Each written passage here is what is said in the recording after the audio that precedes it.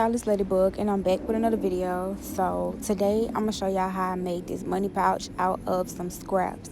So these are the ankle part of some jeans that I used when I made some stacked jeans. So what I'm doing, I'm just taking my seam ripper and I'm going down the side and just busting that straight down, and then we're gonna connect all of them at the sides, and you're gonna see the rest in a second.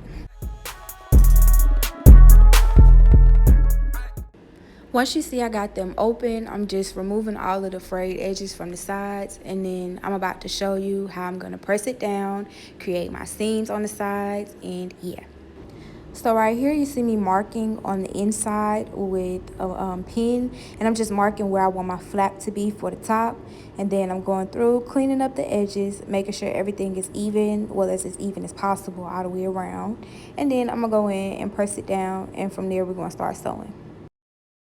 And now it's time to sew everything, so make sure you got your machine threaded. Do not forget to backstitch in the beginning and the end of your project, as it will make or break it. And if you forget, 9 times out of 10, it will break it.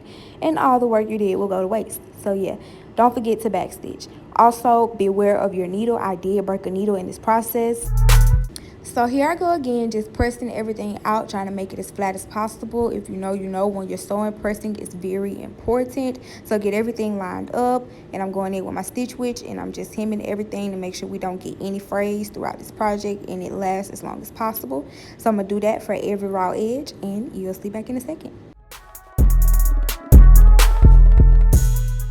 And now for the final step, I'm just taking a command Velcro strip. I cut the tip off, placed it in place where I want it to be, and I'm just taking a straight stitch straight through it, not forgetting to back stitch on both sides.